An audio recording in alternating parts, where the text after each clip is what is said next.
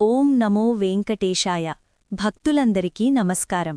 తిరుమలలో అత్యంత పవిత్రమైన వైకుంఠ ఏకాదశి పర్వదినం సందర్భంగా వైకుంఠ ద్వారదర్శనం కోసం టీటీడీ అన్ని ఏర్పాట్లు పూర్తిచేసింది. ఈ ఏడాది వైకుంఠ ఏకాదశి డిసెంబర్ 30న ప్రారంభం కానుంది. ఈ 10 రోజుల పాటు అంటే డిసెంబర్ 30 నుండి జనవరి 8 వరకు వైకుంఠ ద్వారాలు తెరిచి ఉంటాయి. ఈ 10 రోజుల్లో దర్శన టికెట్లు ఎలా పొందాలి, క్యూలైన్లు ఎలా ఉంటాయి మరియు భక్తులు పాటించాల్సిన నిబంధనల గురించి ఈ వీడియోలో క్లియర్గా తెలుసుకుందాం.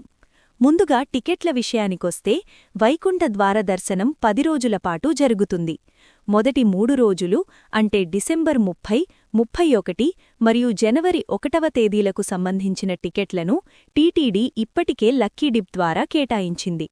ఒకవేళ మీరు లక్కీ డిప్లో సెలెక్ట్ కాకపోతే జనవరి 2 నుండి 8వ తేదీ వరకు గల దర్శన టికెట్ల కోసం ప్రయత్నించవచ్చు. 300 రూపాయల ప్రత్యేక ప్రవేశ దర్శన టికెట్లను టీటీడీ డిసెంబర్ 5వ తేదీ మధ్యాహ్నం 3 గంటలకు ఆన్లైన్లో విడుదల చేసింది. ప్రతిరోజు 15,000 టికెట్లు భక్తులకు అందుబాటులో ఉంటాయి. అలాగే శ్రీవాణి ట్రస్ట్ మరియు డోనర్ టికెట్లు కూడా అదే రోజు ఉదయం 10 గంటలకు విడుదల చేయడం జరిగింది.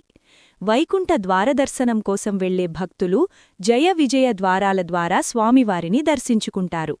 గర్భాలయం చుట్టూ ఉండే ఉత్తర ద్వారాన్ని ఈ సమయంలో మాత్రమే భక్తులకు అనుమతిస్తారు.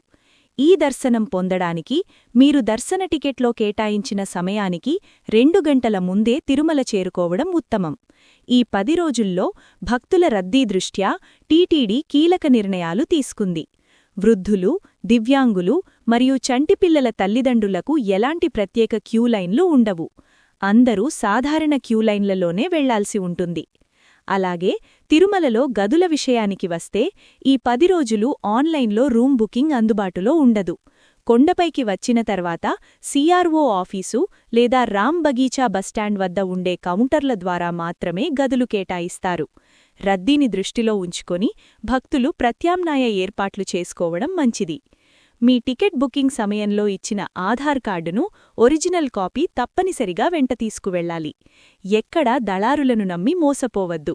ఎప్పటికప్పుడు టీటీడీ అధికారిక వెబ్సైట్ లేదా యాప్ ద్వారా సమాచారాన్ని తెలుసుకోండి.